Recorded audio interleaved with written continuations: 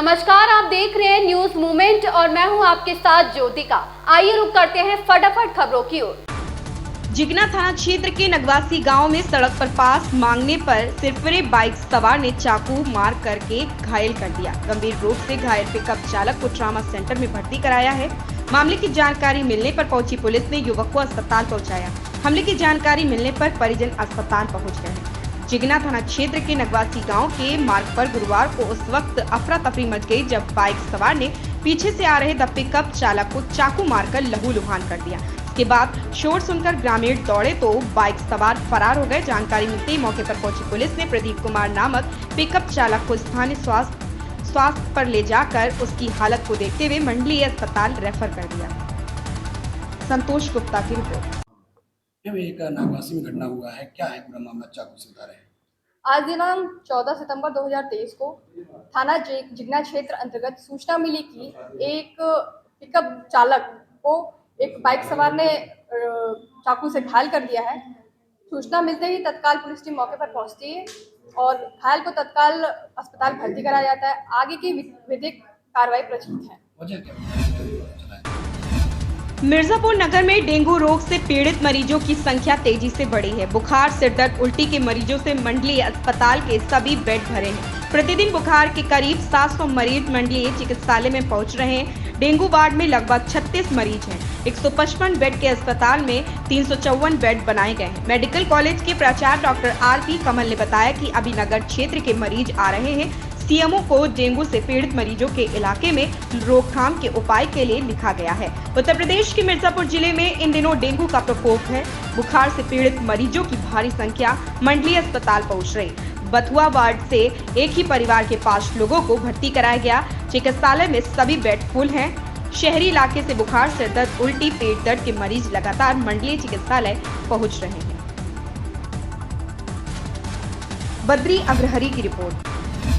कल दिन दहाड़े हुई कैश बैंक लूट की घटना जहां लोगों के बीच दहशत और नफरत फैला दी, वहीं लुटेरों की गोली खाकर जमीन पर गिरे गार्ड को सहमी आंखों से पब्लिक देख रही थी। ऐसे में 12वीं के छात्र देव ने देखने के बाद न केवल गार्ड के सिर को अपनी गोद में उठाकर रखा बल्कि उसे CPR देकर जीवन बचाने का प्रयास किया। आज देव की चर्चा हर कोई कर रहा है। उसकी मानवता को, उसकी दिलेरी को हर कोई सलाम कर रहा है। कल एक्सिस बैंक के सामने दिन दहाड़े बदमाशों ने कैश बैंक को लाखों रुपए लूट कर कई राउंड फायरिंग की। गार्ड को गोली मारी और जमीन पर गिर गया। 2 अन्य कर्मचारियों को भी गोली मारी और फायरिंग करते हुए असलाहा लहराते हुए भाग गए। लुटेरों की शहदत से भीड़भाड़ वाले बाजार में भी लोगों की हिम्मत गार्ड के पास पहुंचने की नहीं हो रही थी। ऐसे में वहां से गुजर रहे कक्षा 12वीं के छात्र देव पांडे ने गार्ड को जमीन पर गिरे हुए देखा, उसके पास गया, उसके सिर को अपनी गोद में रखा, CPR दिया और लोगों से उसकी मदद के लिए गुहार लगाई। आज देव की इस दिलेरी और मानवता को सभी सलाम कर रहे हैं। संतोष गुप्ता की रिपोर्ट। क्या नाम है आपका? LR पांडे।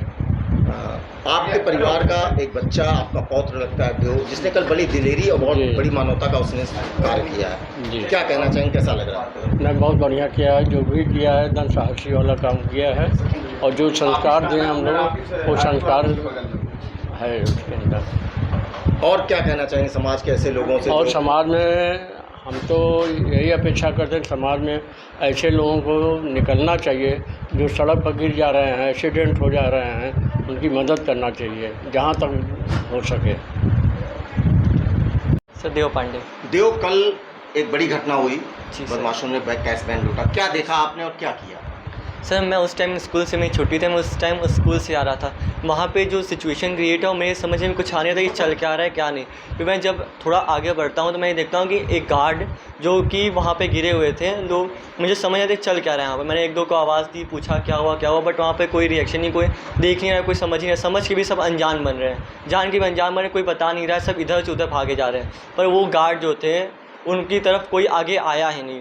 जब मैंने देखा कि उनके तरफ शरीर से ब्लड आ रहा है तो मैं उनके पास गया, जितना हो सका मैंने उनकी मदद करने की कोशिश की। मेरे मन में था कि कैसे करके ये बच जाए, मैंने उनकी सहायता करने की चाहा। प्रतापगढ़ जिलाधिकारी प्रकाश चंद्र श्रीवास्तव ने सीएम डैशबोर्ड के मानकों पर चल रही सरकारी योजनाओं की विकास भवन सभागार में समीक्षा की। जिलाधिकारी ने बताया कि शासन के द्वारा सीएम डैशबोर्ड के नाम से एक एकीकृत पोर्टल बनाया गया है जिसमें जनपद में चल रही सरकारी योजनाओं की मुख्यमंत्री कार्यालय से निगरानी की जाएगी तथा इसी के आधार पर जनपदों तथा अधिकारियों की रैंकिंग निर्धारित की जाएगी। उन्होंने प्रोजेक्टर के माध्यम से विभागवार योजनाओं की स्थिति की जानकारी ली और डी रैंकिंग पाने वाले विभागों क्रमशः स्वास्थ्य विभाग, समाज कल्याण, प्रोबेशन विभाग, पंचायती राज विभाग, कृषि विभाग, शिक्षा विभाग, खादी, ग्रामोद्योग, उद्योग विभाग, लोक निर्माण विभाग, मत्स्य पालन, श्रम विभाग, पशुपालन विभाग, सेतु निगम, ग्राम्य विकास विभाग के अधिकारियों को चेतावनी देते हुए सुधार लाने की हिदायत दी।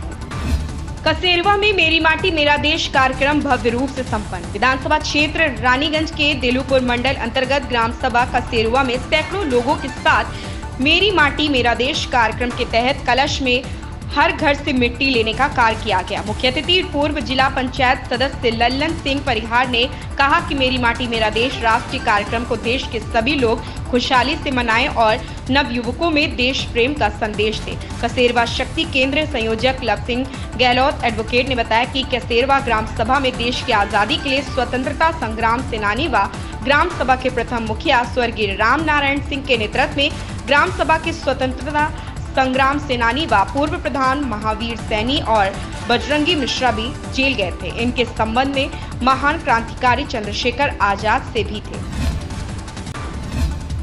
कैश वैन लूट में मारे गए गार्ड के परिवार को दिया जाए आर्थिक सहायता। सपा प्रतिनिधि मंडल ने आर्थिक सहायता दिलाने के लिए जिलाधिकारी को सौंपा ज्ञापन। 12 सितंबर को कटरा कोतवाली क्षेत्र में स्थित एक्सिस बैंक के सामने रुपए जमा करने आए कैश वैन से 35 लाख रुपए बदमाशों ने लूट लिए।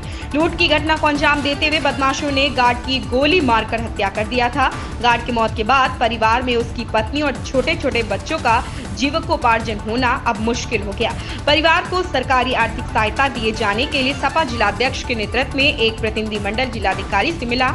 ज्ञापन सौंपकर आर्थिक मदद दिए जाने की मांग की है। संतोष गुप्ता की रिपोर्ट।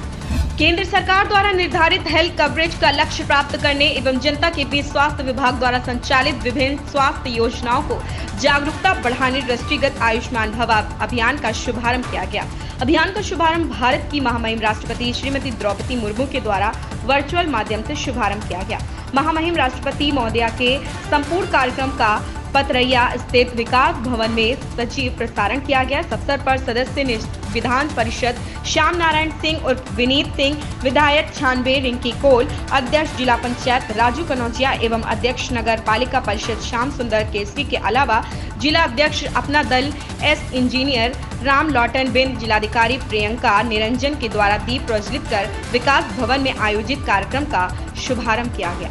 संतोष गुप्ता की रिपोर्ट। हापुड़ में अधिवक्ताओं पर लाठीचार्ज के विरोध में अधिवक्ताओं की 17वें दिन भी हड़ताल जारी। रजिस्ट्री दफ्तर के बाहर धरना प्रदर्शन कर नाराज अधिवक्ताओं ने रजिस्ट्री कराने पर लगाई रोक। पुलिस की तानाशाही पर अधिवक्ताओं का सरकार के खिलाफ आक्रोश। 3:30 बजे तहसील कार्यालय गेट पर सरकार का फूका पुतला। अधिवक्ताओं ने बताया शुक्रवार को काली पट्टी बांधकर करेंगे धरना प्रदर्शन। अजय सिंह चौहान की रिपोर्ट। इन खबरों में बस इतना ही। मिलते हैं दूसरी खबरों में न्यूज मूवमेंट के साथ।